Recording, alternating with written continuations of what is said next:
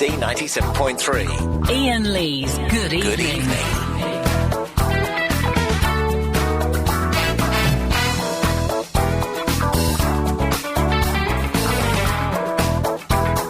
Yum, yum, yum, up your bum. Oh, awesome. Oh, yes. Awesome. I've got one too. Never leave home without your dragon meat sausage. Is. So, it begins again. Oh, look at the phones have gone mental. Where were you yesterday, you sods? Jeez, we could have done with you lot yesterday. Well, it doesn't matter. Yesterday's a dead dog. Yes. In a sack in the bottom of the canal, weighed down by bricks. Today's a fresh new puppy we've just bought to replace that dead and decaying dog. Until we get bored of it at 10 o'clock, and then we, find an imaginative way to kill that. Hello, good evening. Iain Lee here. Chris? Yeah. Is here. 0870 9090 973. We start as we mean to go on, and the first 30 minutes of the show is you freaks going straight to air. Line 7, you're on the wireless. Oh, hello. Hello there. Am I live? Sorry? Am I live? I don't know. Barely, I would imagine. Sorry? It's Bill from Tottenham. Hello, Bill. You're on the wireless. Yeah. Right. I want to talk about toothache.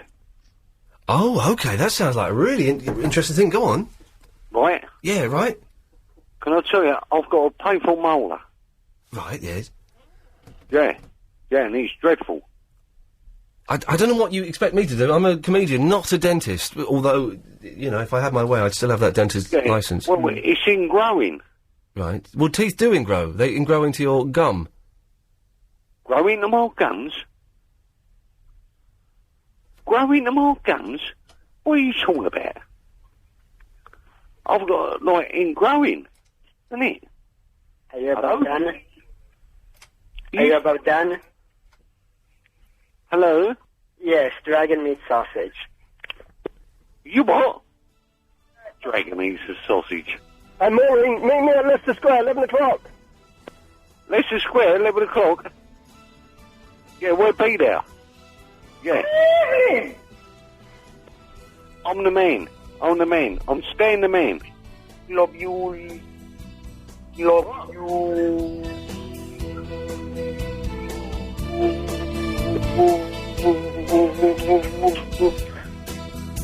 Calling off. Globule, globule, globule, globule, globule, globule, globule, globule. Oh, globule, may God uphold thee. We lay our globule in thy hay on 1089 and tonight. George Galloway on Talk Sport. He's the boss, he's the jet, he's the championship, he's the most tip-top, dog at all.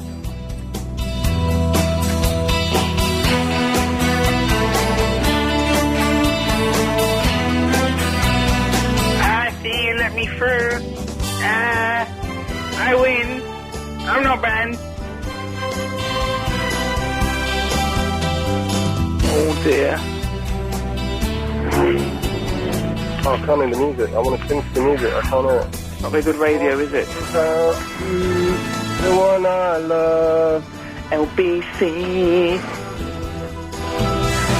Oh, yeah.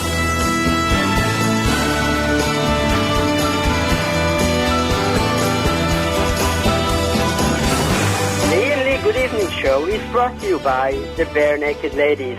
The Bare Naked Ladies. Never leave home without your dragon meat sausage. This one goes out to the one I love. Globule.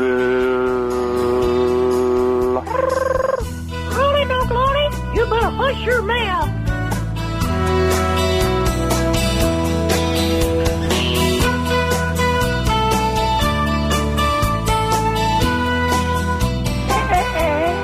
Good evening.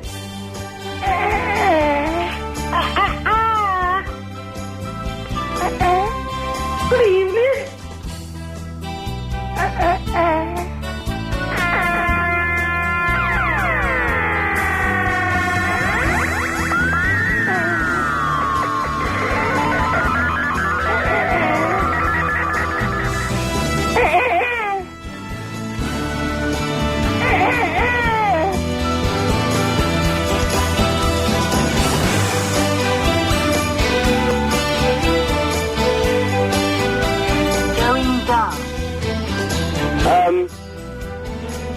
Hello, Iain Lee, please. Good evening. Good evening. Iain Lee, please. Afghanistan, Bananistan. Love you. Love you. Afghanistan. One of the biggest issues is the serious misuse of disused tissue. Indeed.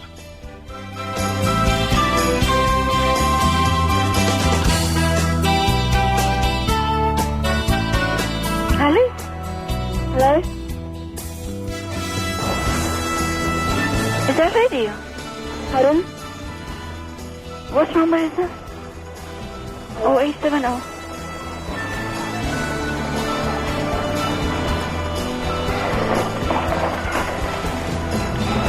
Globule, globule, globule, globule, globule, globule,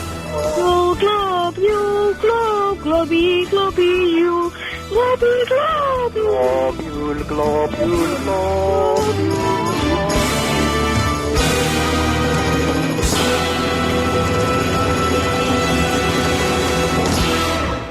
08709090973. Call's going straight to air. Let's take a call now, shall we? Let's go to line 10. Line 10, you're on the wireless. And 1 cup of chai. Thank you. Line 2, you're on the wireless. Hello, Ian. Hello. Ian, Yes?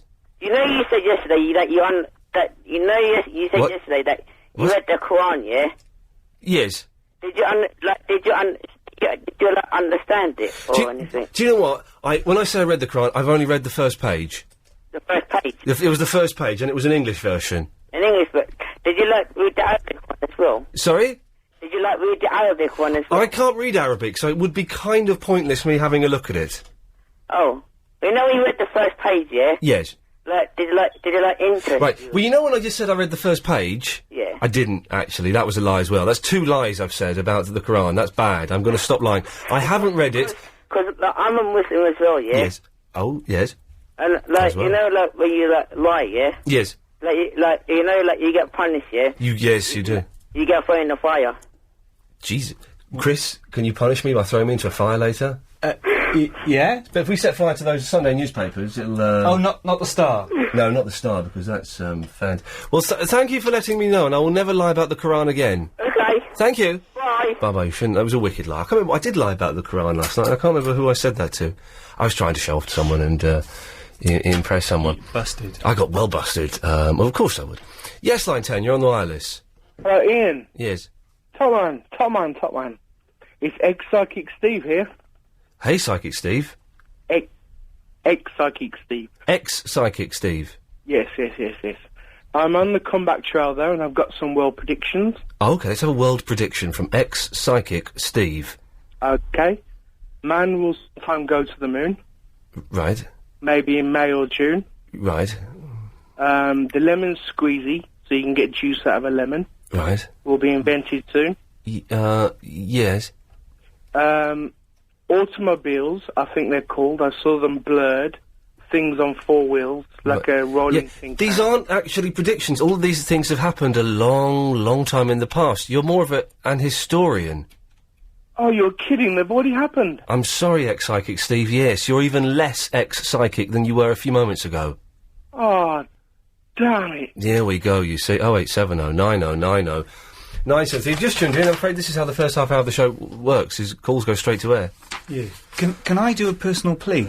Not really, mate. Oh. Line 5, you're on the wireless. Yeah, hi Ian. Hi. I just thought it was about time that I apologised to you, really, because last time I spoke to you, I insulted your mum, Oh, right. Well, who is this? and you banned me. Oh, is this Janine or Janice or Yeah. something? Yeah. You were very rude to my mum. Yes. I don't want to talk to you anymore. Oh, Nasty woman. Horrible, nasty woman. Very rude to my mum. What's your personal plea? Go on. For peace and love and harmony in the world, yeah. No. My girlfriend asked me if I wanted anything from Sainsbury's. Chicago. On the way home, and I didn't give an answer. So I've just thought I would like. Oh, no, I can't. Sorry, mate. We haven't got... Line 6, you're on the wireless. Oh, Ian? Yes. Let's talk about, some stuff. Yes. Okay. I made some music up today. Right. What email should I send it to? Well, I don't know. Who do you want to hear it? I want you to hear it. Okay, then Iain at lbc.co.uk. And, I was talking to Runda Impersonator today on the internet. Oh, yeah. and I was wondering if you could unban him for being such an idiot. No, he's banned for this week. Oh, allow it. No, no, allow it. What are you talking about? 0870 9090 973. I saw someone trying to sneak through there on the switchboard, and they won't get past me. Okay, let's have some of this. That's loud, isn't it? Travel news with Alan Joyce. Right, the M1's looking slow in both directions, coming into town now. You know, for free. 0870 9090 973. Calls go straight to air for the moment. Line 5, you're on the wireless. Excuse me. What do you think you're doing?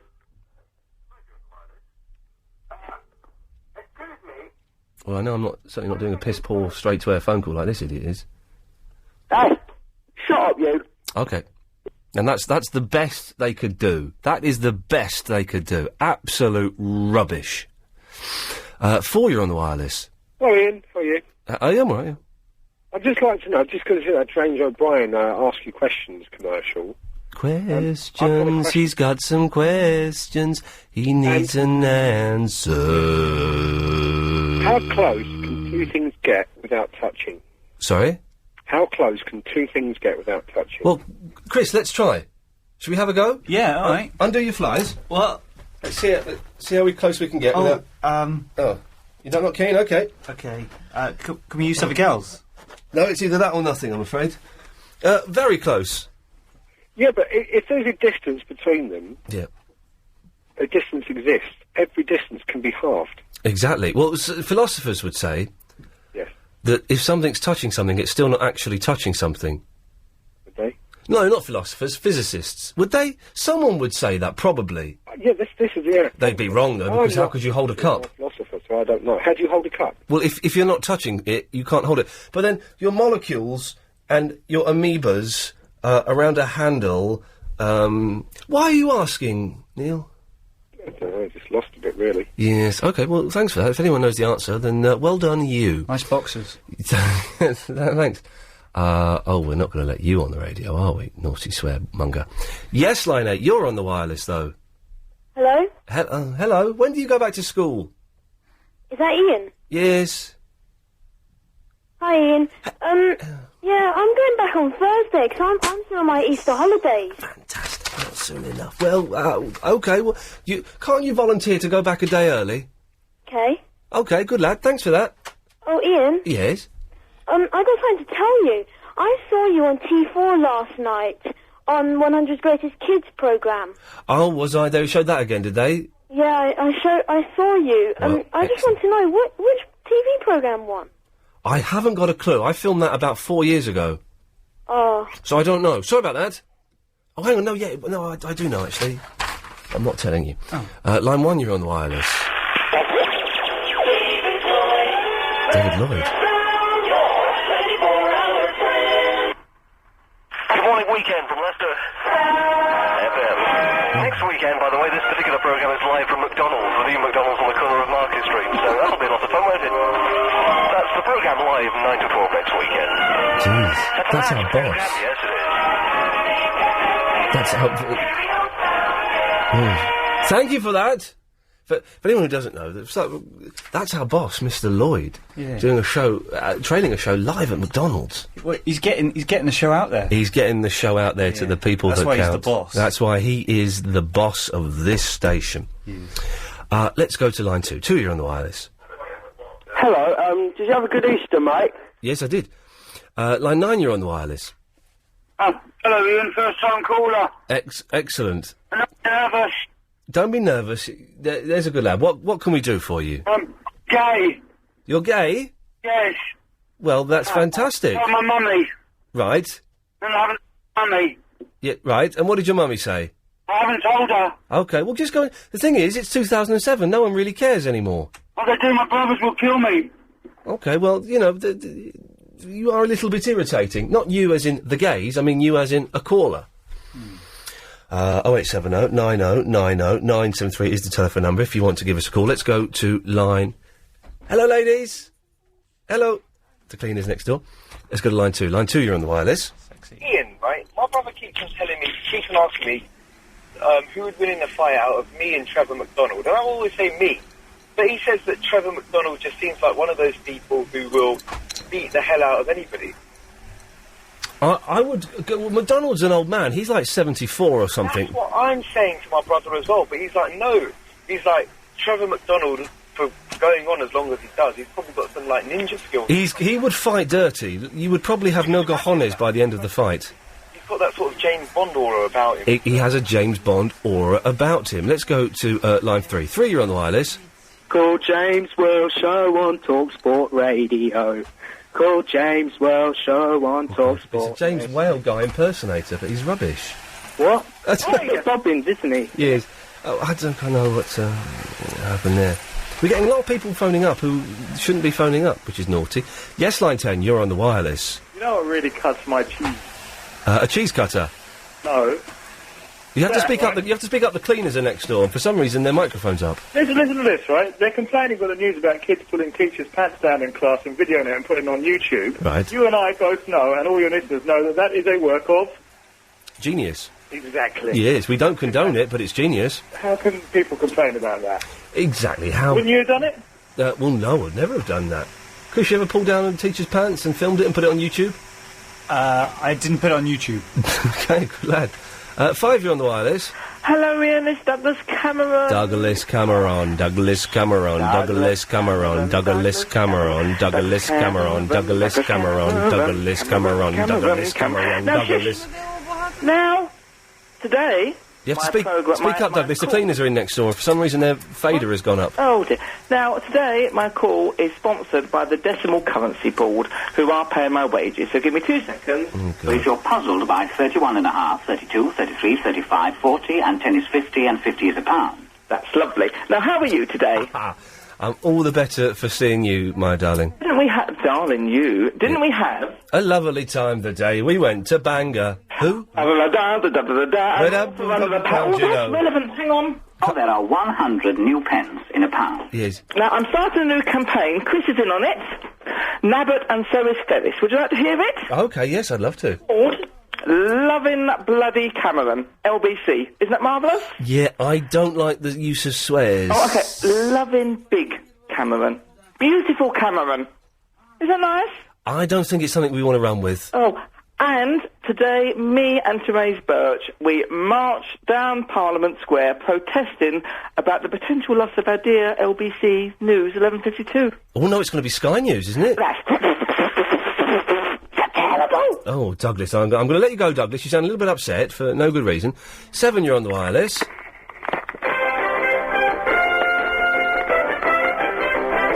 This is bloody good music, isn't it? It's dramatic and strong. I want to solve a crime and save somebody's life. Then smoke some cigarettes. Oh, we don't know what it was. We've got a lot of people who have got swears, do not on the air. Hello. Hello, ladies. Good evening. Okay, dokie. A little bit shy tonight. I like the leather bra. Let's go to line 6. 6, you're on the wireless. Feel free to do what you need to do, yes, of course. Hello? All right, mate. You have to speak up, the cleaners are in. Oh, right. Are they good at? I can't hear you, mate, you have to speak up. Oh, right. Can you hear me? Can you speak up a bit, caller?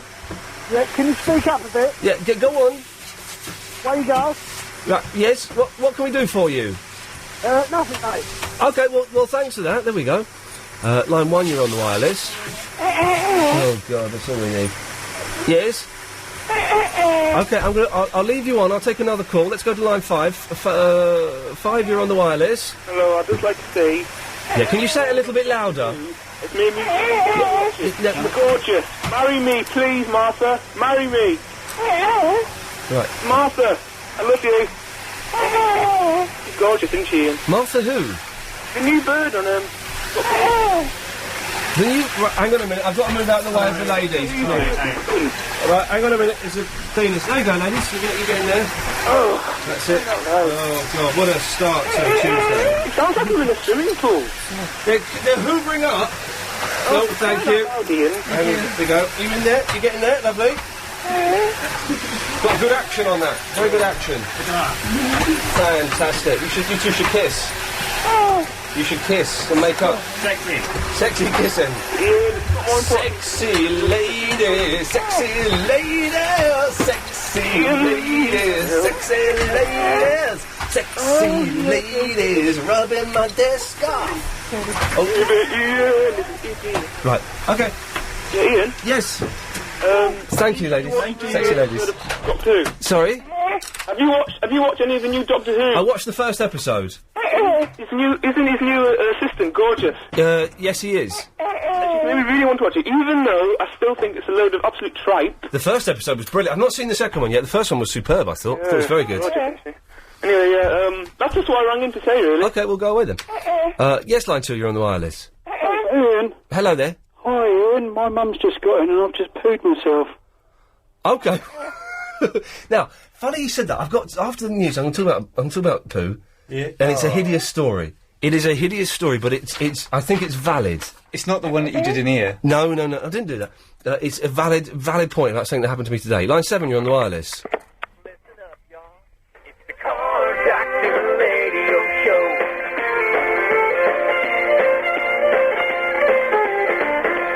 Into work one day, driving.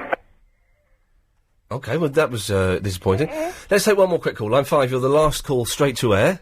Oh, great. Hi, Ian. It's Polish Steve. I've only got 10 seconds. Yes, you know, Mark St. John died from Kiss. I did hear that. Very sad. Very sad. And I'm trying my new Nokia N95, and I tell you, it's wicked. Steve, I've got to go. Thank you for that. Weird baby man, I've got to cut you off now. Yeah, there we go. Okay, more of your calls after this. If you fly between London and Manchester... Yo. Okay, so yes, things get a little bit more sensible now.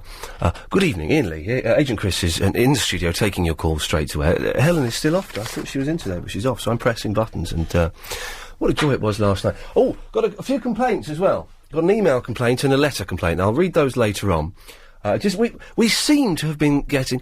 I seem to have been getting quite a flood of complaints recently. If anyone heard the end of last night's show will know there was a mad old bat called Nikki from Windsor who called in to complain. The main thrust of her complaint seemed to be that she was from Windsor and I was from Slough. A little bit of snobbery kicking in there. We've got another letter about Bill Buckley and Jesus. And an email, well, I'll read them after 8 because they're quite funny, to be honest. It's interesting the people who've written the letters don't write their address or their phone number, so we can't phone them up and have it out with them on the wireless. And Nikki, who called in last night, called in right at the end. So we didn't get any of that. So, but if you want to call in this evening, 0870 90 90 973 is the phone number. I've got stuff to talk about tonight. But we'll do that in a minute. Let's just take a couple of calls that are in. Hello, it's Barry in Watford. Hello there, Ian. Whatcha, Barry? All right, mate. I do have a little bit of a complaint myself. Oh, okey-dokey. Can I just play something a little bit inspiring before we hear the complaint? All right, then. At last. There we go, lovely. Oh, I can't stop it. Radio presenter. Oh, I can't actually... There we go. For the whole... Ian... Barry, while we're playing that, could you give some advice to the young crackheads and hoodies that listen to the show? Let's do it. OK, here we go. Nation. Great nation. People, young people, heed my words of warning. Heed me. Always know that when you're drinking or when you're smoking in the park, an off-licence is only a few yards away. Drink, smoke, eat fatty foods, swear your head off, and deface public amenities. God bless us all.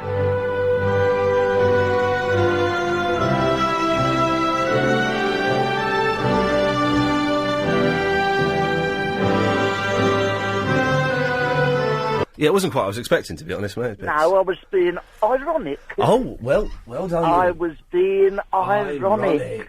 Well done. Yes. Right. I was Being ironic. Okay, well done. So not clever, not funny, but ironic. Yes. Okay. It was not that clever or funny. Okay, old man. You rather sprung it on me, you know. I did. I certainly You rather sprung it on you. Now, yes, good. Now, yes. Yes. What? Yes. We haven't got many calls, so that's why I'm trying to drag this out for us. Padding it out? I'm padding it out with you. Padding it out? I'm padding you off. Padding me off. Yes. Now, Ian. Yes. Last night... Yes, Barry. I rang in with a rather ironic, if you like, humorous discourse about what I was having for my tea. Oh, it was a bit racist, wasn't it? Yeah, the racist call. No, it wasn't racist. It was merely Indian food. Well... I wasn't being racial about our Indian friends. They're all wonderful. Well, they're not all wonderful. They're not... There's a bad poppadom in every barrel. Yes, there is. Yes. That's right. Yes. Behind every booner, there's a dupiezza. Good lad. Yeah, right. So They always take the chutneys off the table after the start. chutney is the best part of the meal. They take it away. Makes my blood boil. You know my producer, Adrian Crisp? Yes. Doesn't like chutney.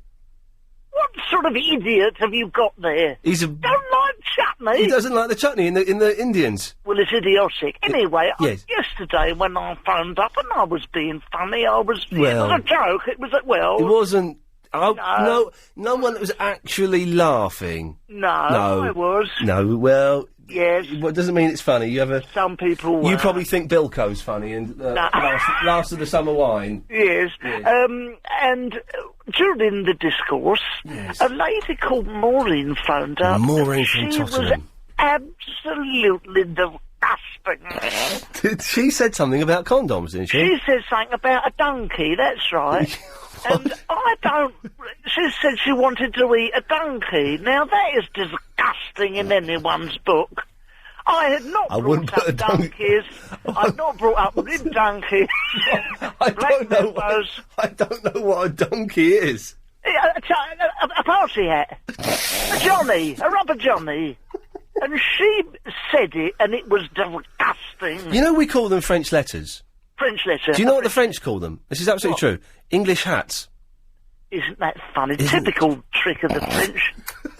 Anyway, listen, That's two nations Ian, you've been racist about. Yes. The lady in question, Maureen, I don't know her. It's the second or third time she's made a lewd comment. My Margaret thinks I'm having some sort of, relationship with this lady. Well, are you? No, I am not. No. Maureen, my and Margaret's private love life is well, it's well documented. Well documented, and there's nothing. We still do nicotine, no. We still do knack-knacks. Right, no, we do. We still do knack-knacks. We do knack-knack and bunky-bunky. We do the lot. But I don't want to imagine. Hey, get this, Barry. Yes. On Saturday, I'm on Radio 4's Loose Ends. Have you heard of it? It's rotten, isn't it? Yes, I do know it, yes. I'm on there interviewing Sue Pollard. She is very funny. She's brilliant. About a play. Wilco, About a play about the menopause. Oh, I hate that sort of thing. Oh. What am I going to say that's funny about Sue Pollard or menopauses is? Say to her, I want to be a yellow coat, Mrs. Carr. Get her to do that over and over again. For the 7.5 minutes. Get Ricky Gervais on, get him to do that dance.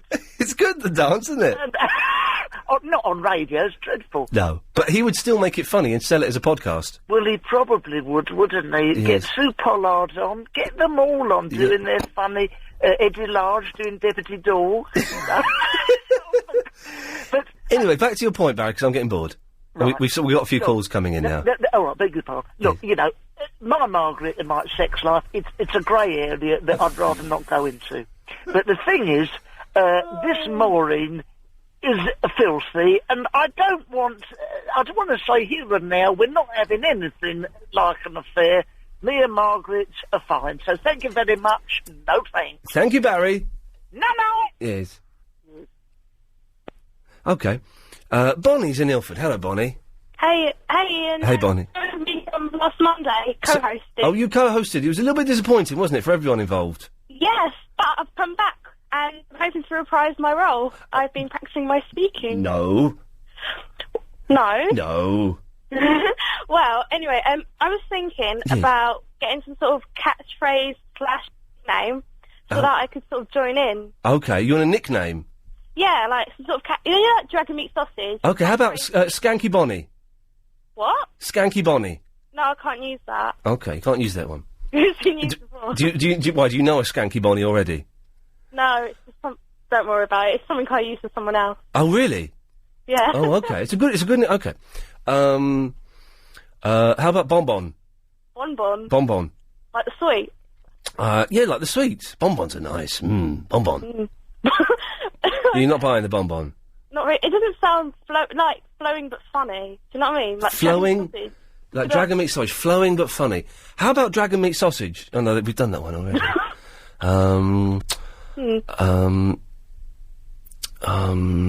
Sarah, any ideas of what nickname we could give Bonnie? Oh, I haven't got a clue. Oh, I'm not much use, am I? No. No. No. Well, Bonnie, let me think about it. Okay. But you can't be a co-host.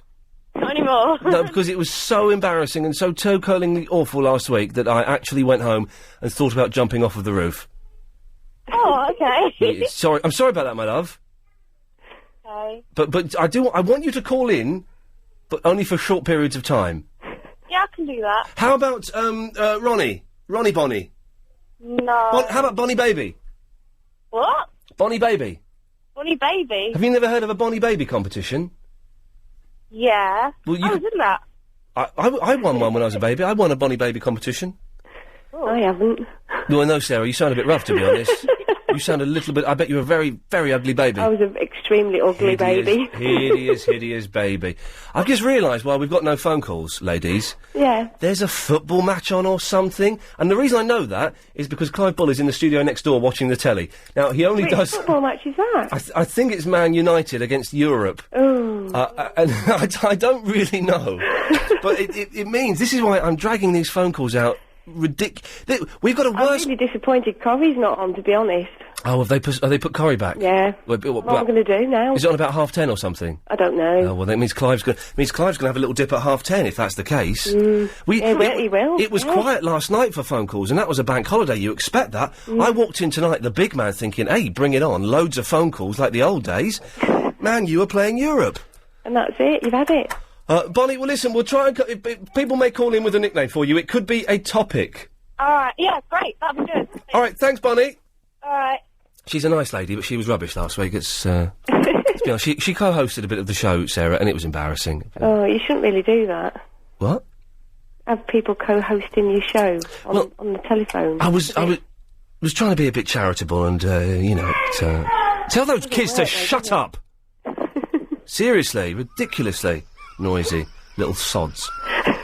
So, Sarah, what can I do for you? I just wanted to chat. I'd just like to say how much I enjoy your programme, and I'm listening from up north. Now, you're in Southport, are you? I am, yeah. Where the blazes is that? Oh.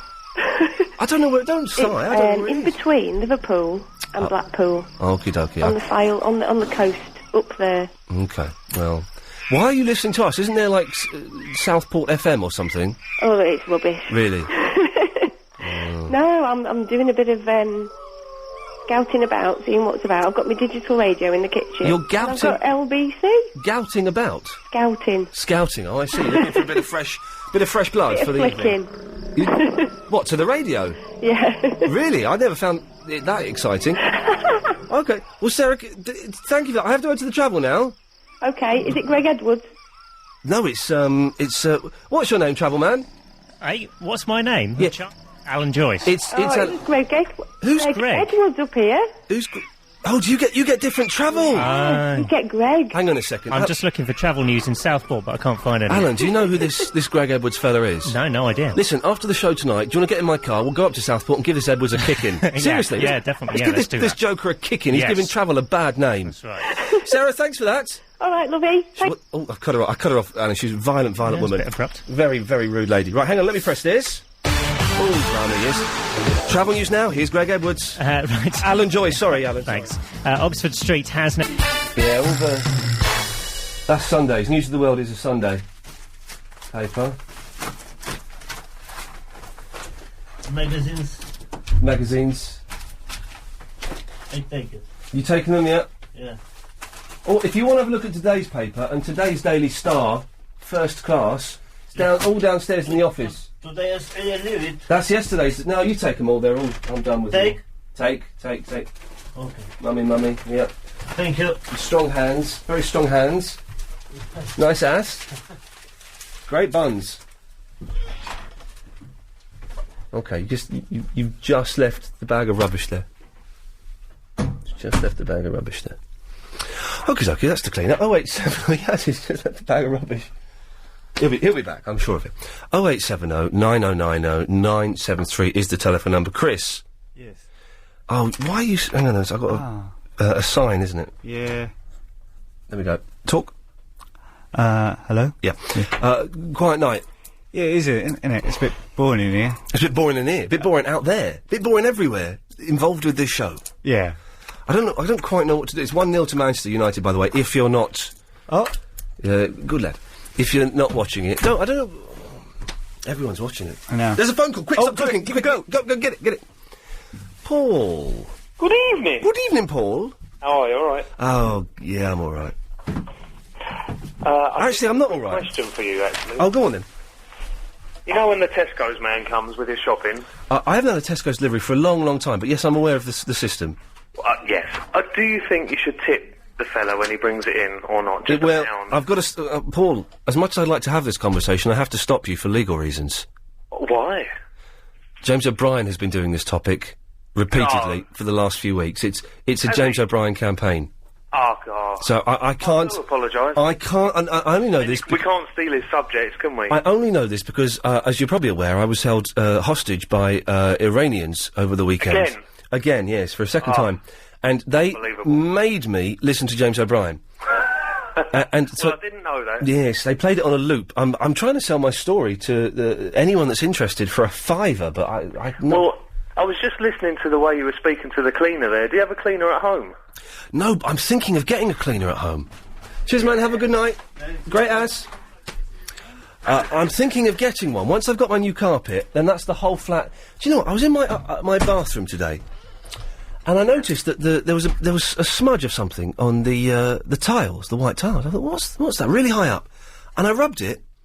It wasn't a spider, was it? No, it was just thick black. It was just the tiles were filthy,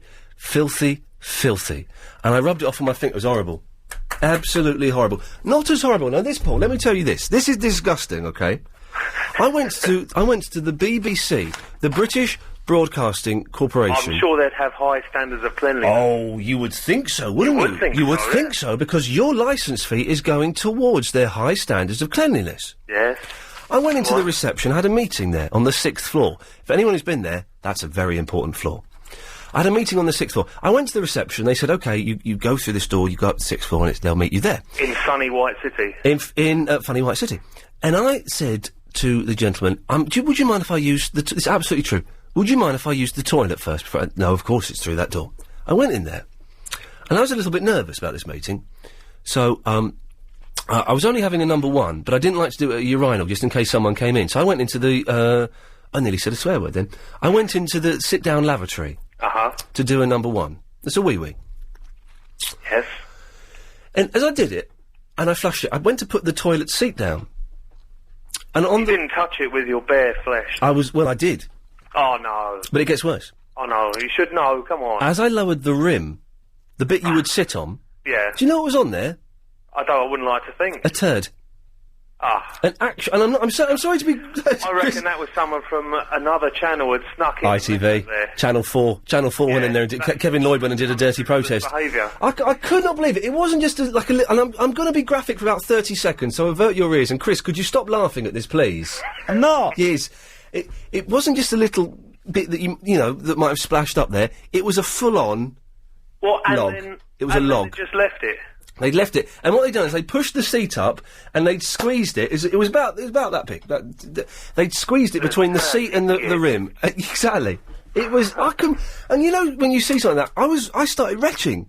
So I'm in the BBC toilets retching and thinking, if I walk out of this, the next person in is going to think, he's going to be on, like, Holy Moly or something. That Iain Lee did a number 2 and smeared it. It was absolutely... What is... what is our licence fee?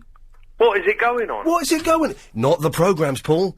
Well, it's political correctness gone mad. Do you have any things in your house that you think are absolutely useless, Iain? Like, you think, what is that? What is that doing there? I've got a broken preamp for a record player that's broken. Well, listen to this. Okay. So this is my girlfriend. She insists on keeping this here. It's going to make a little noise. Ready? Where the Can you hell, hear that? What the hell is that? Don't forget we've got kids listening. That is a pretend bird in a pretend cage. Oh, jeez, girls are ridiculous. I live with What is that? I live with a girl that had a pretend hamster in a pretend hamster ball. Why? And you turn it on and it rolls around.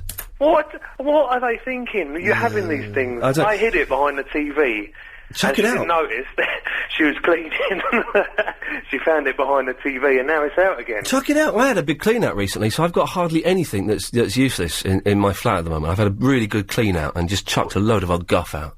We've got, there's 2, 4, 6, there must be 20 of these little Easter chicks sitting on top of the TV. Dump her. Paul, seriously, dump her. She sounds like a...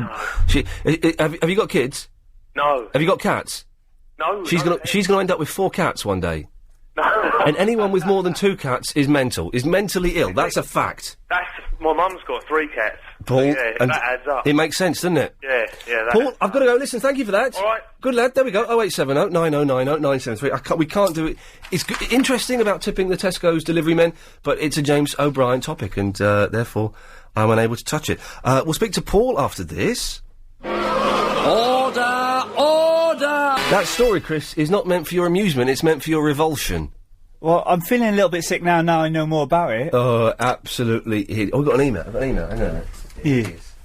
Could you tell me the could you tell me the latest with Agent Chris and his friend Danielle Lloyd? Danielle Lloyd, of course.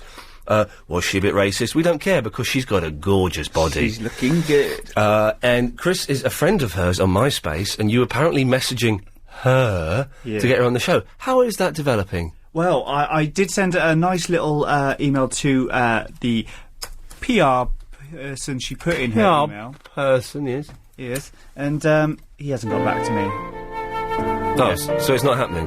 Well, I wouldn't say never. Hang on, I'm going to try and do a radio cliche. Hang on, stay there. There's a way of doing a cliche here, hang on. But I'm sure one day our paths will cross. Hang on a minute, there's something in here that I need to do a radio cliche. Stay there, this will be good when it works. I just need to find it. What are we waiting for? It's going to be good. I'm going to show you how you actually do radio. Why don't you show me before the show? Oh, where is it? I saw it the other day. Oh, here we go. This is right. Start telling a story, then tell me you love me. Iain, I was on my way into work today, and it just suddenly hit me. I love you.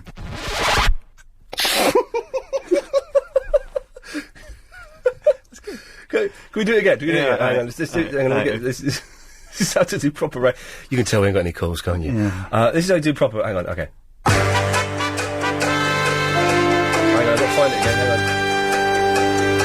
on. So, anyway, as I was coming into work today, I was driving in and I thought, do you know what? It's been staring me in the face for a long, long time, and I've only just now had the guts to admit it. Chris, I love you. What? I got one. All right, okay, what kind of music do you want? Anything. Okay, let's, do you want something a bit funky? Yeah. Okay.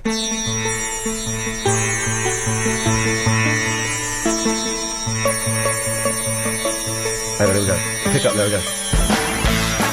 Well, this is quite hard for me to say, but Mum, Dad, we're both gay. I couldn't make you up.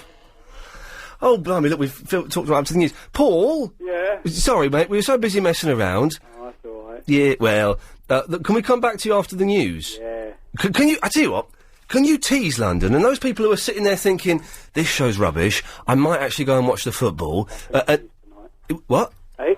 Yeah, unless Paul's call is really good, I'm going to go and watch the football. So, Paul, it's up to you. In 10-15 seconds, tease London with what you're going to be talking about after the news at 8 o'clock. Football, Claire Sweeney, and decorating. Fantastic. Now, who's going to want to miss that? Only a loser. 0870 90 90... No, you're going to talk about football? No, not for long, but more about Claire Sweeney than football. Okay. Is it? Okay. Oh, is what? What? And it's clean. The Queen? Hey? No, it's clean. What? It's clean. Okay. Is it about a 60-second makeover? No. Okay. What? Sorry, what did you say? What? Dancing on ice and her boobs. Oh. Didn't get any of that. 73 is the telephone number, if you want to give us a call.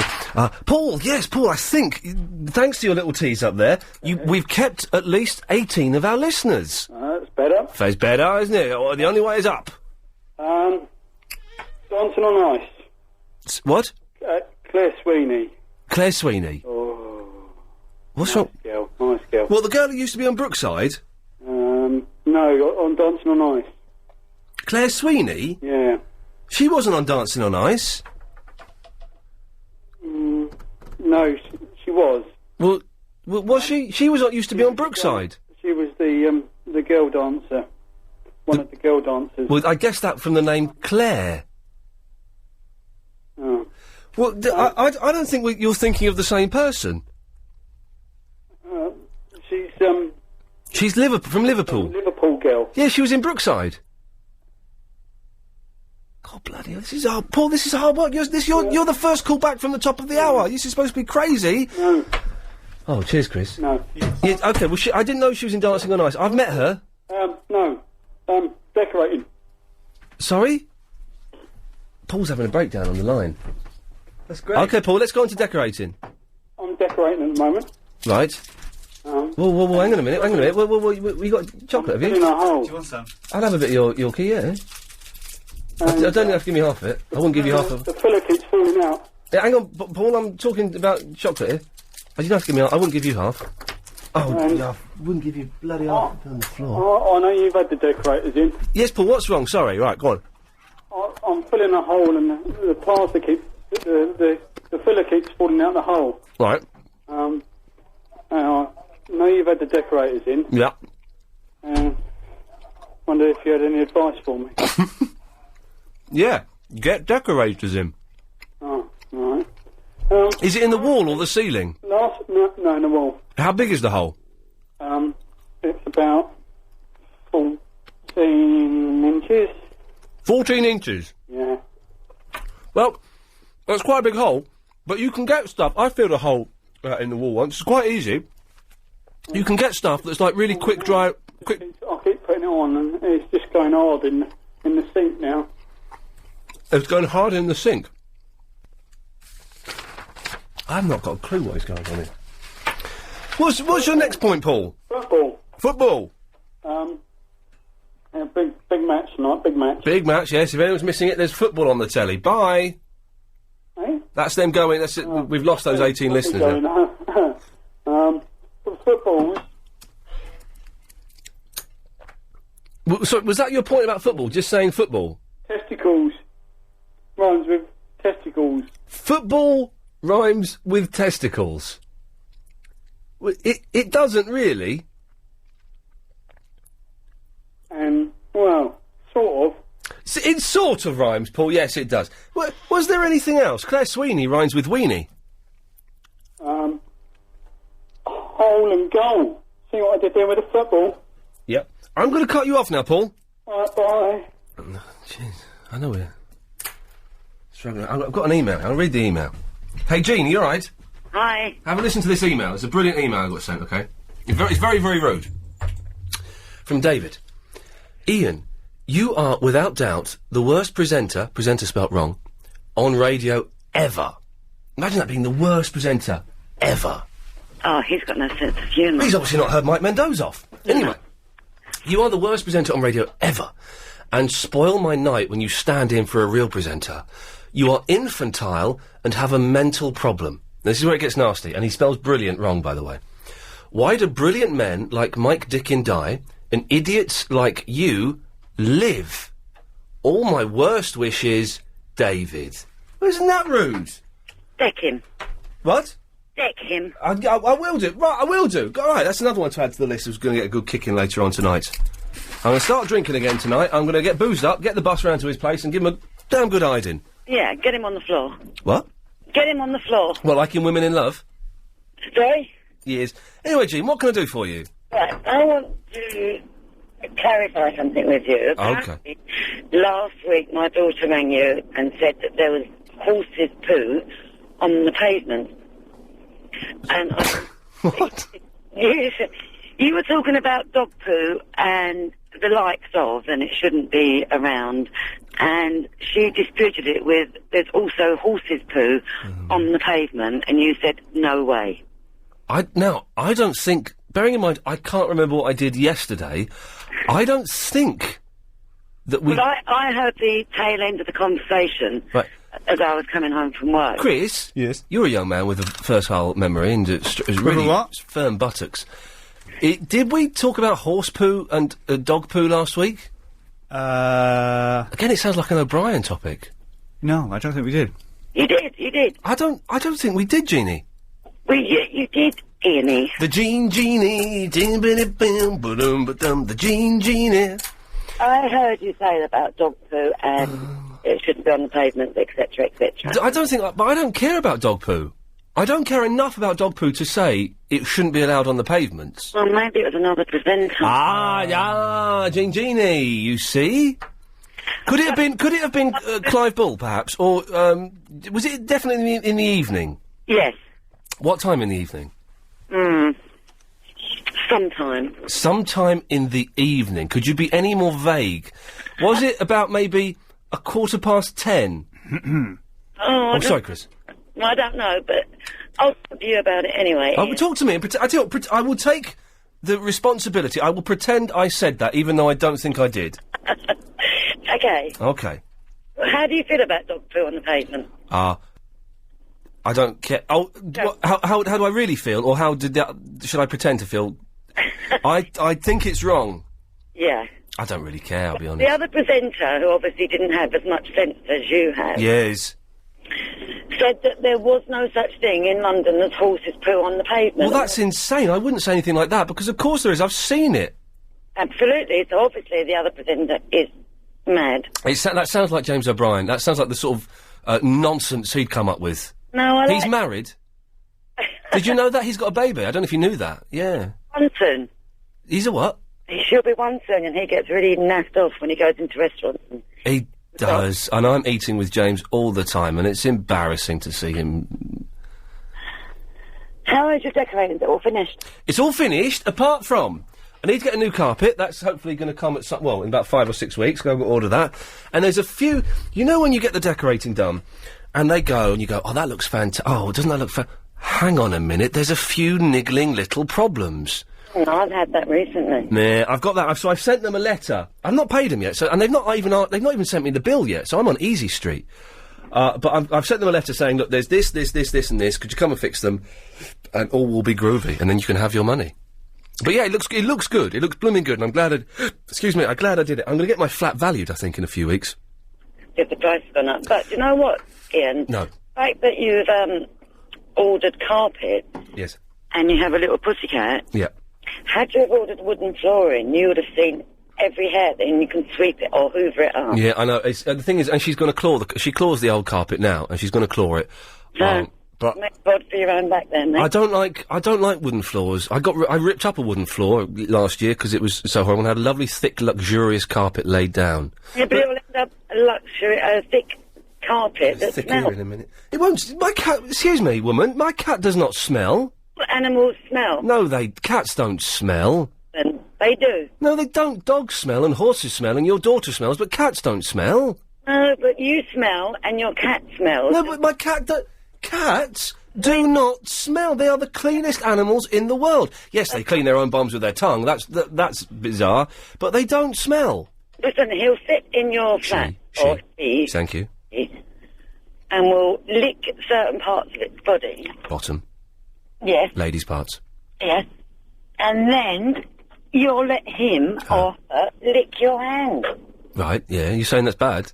I lick her bottom. No, I don't. That's terrible. I don't mean that. No, cats. Listen, cats don't smell. Yes, there'll be hair on the carpet, and yes, she'll claw the carpet. But no, you're wrong. Cats do not smell. You put a poll out, and I think 90% of people. I'll put a Czechoslovakia out. I think, but I think you'll find, Jean, that you're talking absolute. 0870 90 90 973. The show is really kicking off now. Do cats smell? That's a topic. I wish we'd thought of that. Do cats smell? Samara, do cats smell?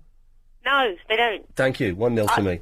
I've had 3 cats at my mum's and they've never smelled. Of course they don't smell. Dogs smell. Dogs stink and you have to bathe dogs, but cats don't smell.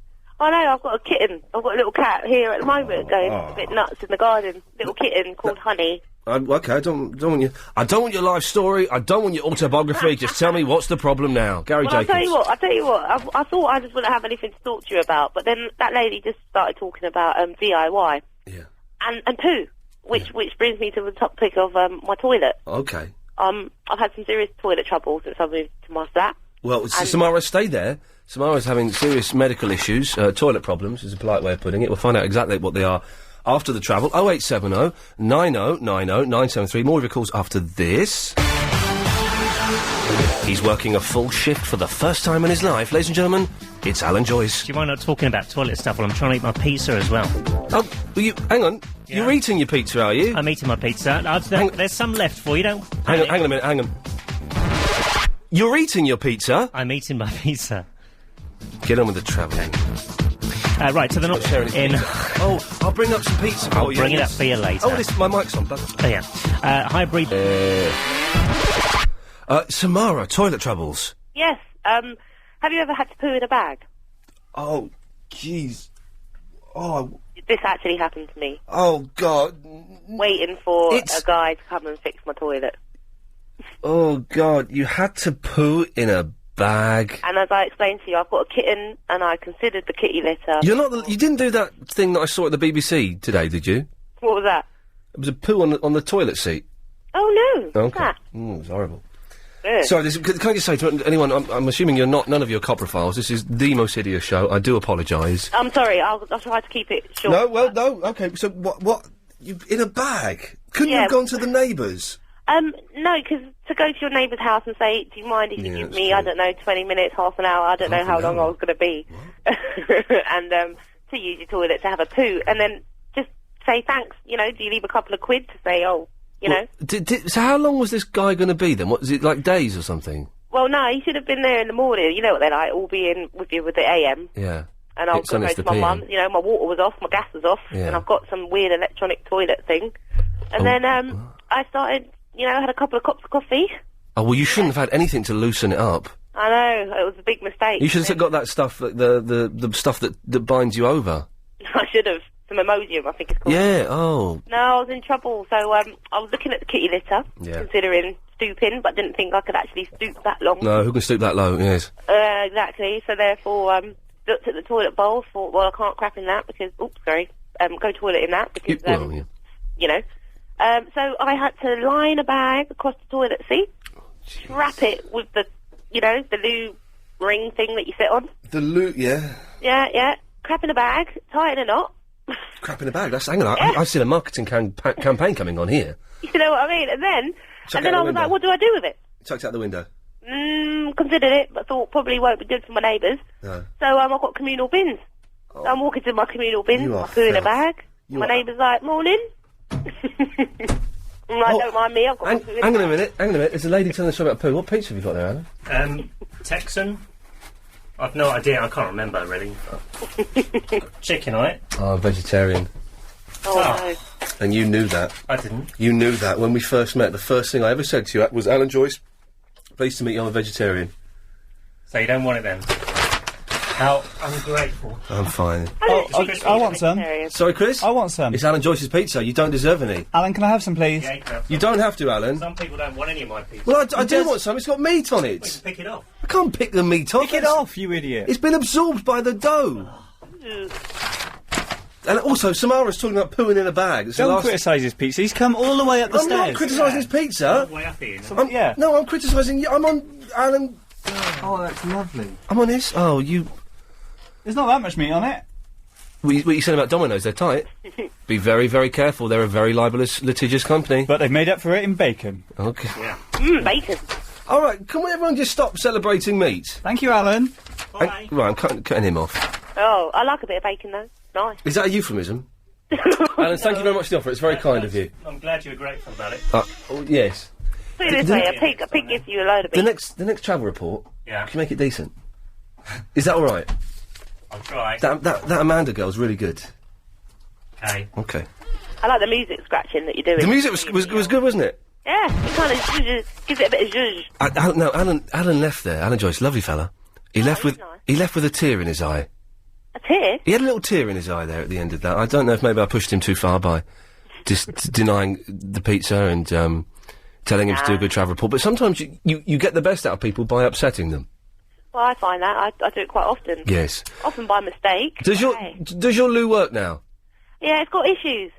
It's got issues. I'm telling you, my toilet's electric. It's the weirdest loo in the world. Electric? Yeah, it's some kind of Sani flows thing. Oh, rubbish. Crazy. You can't, do you plug it in? Yeah, kinda. You have to turn off your electrics to be... My toilet is 6 months old, okay? My bathroom's 6 months old. And it's got the weakest flush ever. Now, I heard Clive mentioning this the other night after I'd sort of touched on it briefly. And apparently new toilets, they don't flush very much because it's like, to save water. But you end up... I think the new age people don't Well, you end up flushing it 2 or 3 times. And then also, sometimes you flush it, and then you go back to, like a couple of hours later, and it's still kind of flushing a little bit because the water just keeps running through. It's you rubbish. have things often floating there looking at you. Yes. Yeah. So I'm trying to house train my boyfriend, actually. Every time I come home from work, there's always... Right, so I'm going to cut you off now, because you're absolute... I think we've just done a little bit too much downstairs. Yes, Chris? It must be the dead hour. Hang on a minute, I've got a thing for that, haven't I? Sorry. Yeah. Hang on.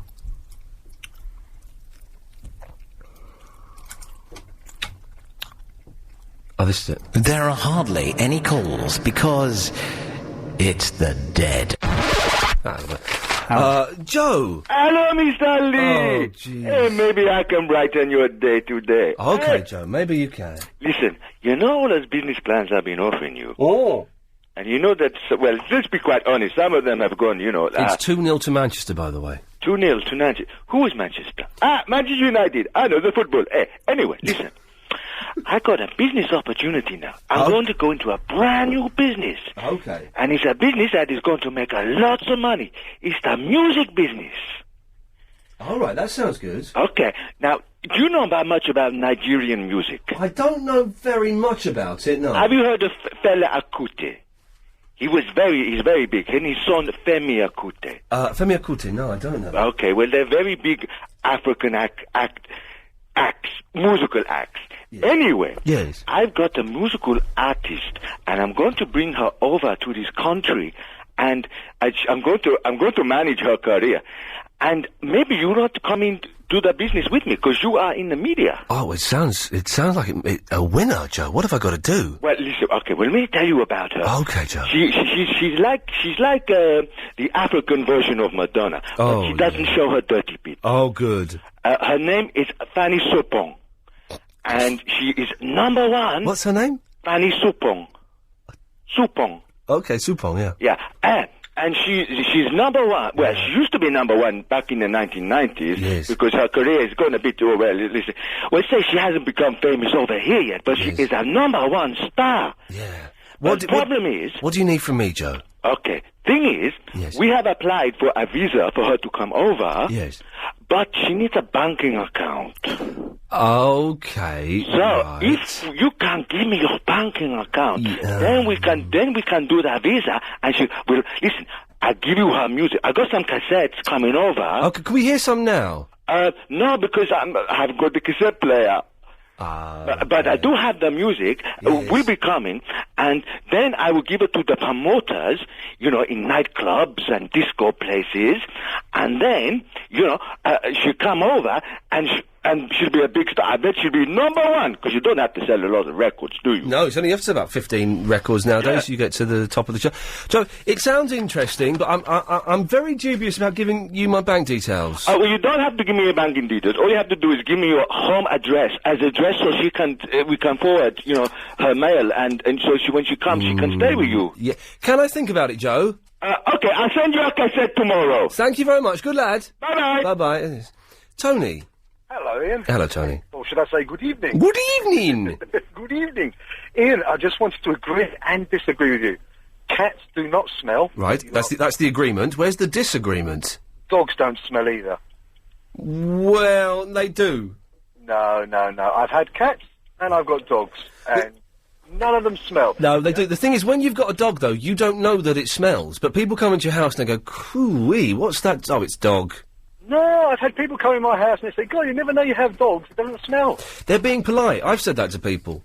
No, honestly, dogs absolutely stink. I'll tell you what it is. If you get any animal smells in your house, from a cat or dog, whatever it is you've got, it's because you don't clean your house enough. What? And your house is going to smell if you just don't clean it anyway. It's because you don't clean your dog.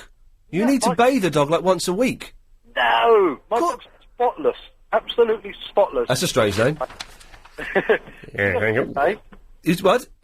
My dog doesn't get a bath. Yeah, well, you're supposed to. But what kind of dog have you got? I've got a Springer Spaniel. Oh, mate, I had a Cocker Spaniel. You've got to bathe them. They stink otherwise. No, it's bad for a dog to keep bathing it. No, it's not bad for a dog. I bet its breath. Do you give it those charcoal bricks to chew on? No. Well, then its breath stinks as well, mate. No, it gets good food.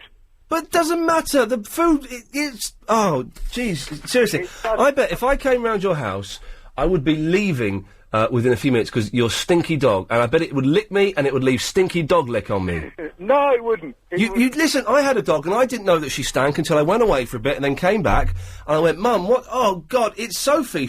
Yeah, my dog was called Sophie. She smells. No, I tell you, I went a few years without a dog. I lost my last one. I went a few years without a dog. And when I got another dog, I didn't notice any difference at all. But Tony, you wouldn't because you own the dog. No, but I go into people's houses, I can't smell dogs. Right, I tell you what, I go in a supermarket, I can smell people. Yes. Tony, listen, thank you for that. You're very welcome. Yeah, what a nice fella. He's wrong, but he's nice. Peter. Hello, Ian. Hello, Peter. We spoke about 10 days ago about your carpets. Oh, you're the carpet layer? No, we get a good discount. Oh, yes, sir. What I forgot to tell you, because my mobile phone conked out on me, was that I went to Carpetride and got that quotation from them. Yeah. I went to another carpet company and got a quotation from them. Yeah.